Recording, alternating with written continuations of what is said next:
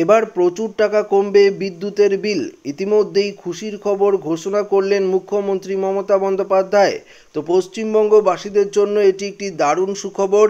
তো বন্ধুরা, মুখ্যমন্ত্রী মমতা বন্দ্যোপাধ্যায় কি ঘোষণা করলেন আপনাদেরকে এই ভিডিওটিতে একদম ডিটেলসেই জানিয়ে দেব। তো অবশ্যই ভিডিওটিতে আপনারা প্রত্যেকেই প্রথম থেকেই শেষ পর্যন্ত সঙ্গে থাকবেন।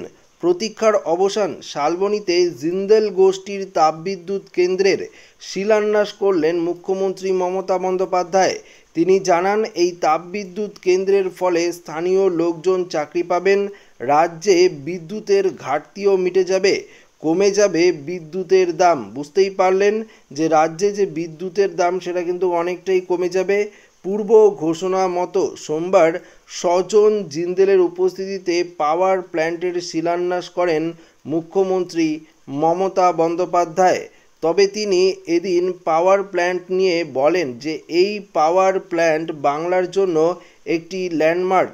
এই বিদ্যুৎ কেন্দ্রে তৈরি হওয়ার ফলে 23টি জেলার মানুষ বিদ্যুৎ পাবেন, উপকৃত হবেন। পূর্ব ভারতের আগে এই ধরনের প্রকল্প তৈরি হয়নি। বুঝতেই পারলেন, পূর্ব ভারতে এর আগে কিন্তু এত বড় যে প্রকল্প সেটি কিন্তু তৈরি হয়নি।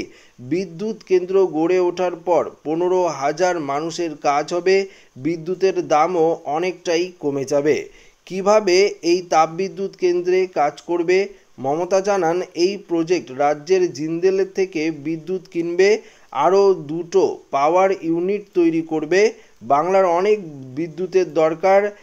2011 সালে 2000 মেগাওয়াট ছিল, এখন 10,000 মেগাওয়াট লাগে। আমাদের লক্ষ্য 18,000 মেগাওয়াট। নতুন 5টি তাপবিদ্যুৎ কেন্দ্র গড়ার পরিকল্পনা নিচ্ছে রাজ্য সরকার। আরও পরিসংখ্যান দেখিয়ে মমতার দাবি, 76,000 কোটি টাকা খরচ করে তিনি রাজ্যের যে বিদ্যুতের ঘাটতি সেটা মিটিয়েছেন। প্রায় 3.5 লক্ষ কিলোমিটার নতুন লাইন তৈরি করা হয়েছে, 750-এরও বেশি সাবস্টেশন গড়ে তোলা হয়েছে। 1,07,00,000 কনজিউমার ছিলেন 2011 সালে, এখন তা বেড়ে হয়েছে 2,30,00,000। মুখ্যমন্ত্রী জানান, রাজ্যে আরও 5 তাপবিদ্যুৎ কেন্দ্র গড়ে উঠবে, সেখানে ছেলেমেয়েরা কাজ পাবেন, তাদের প্রশিক্ষণও দেওয়া হবে। তো বুঝতেই পারলেন, রাজ্যে তাপবিদ্যুৎ কেন্দ্র নিয়ে একটি বড়সড় ঘোষণা করেছেন মুখ্যমন্ত্রী।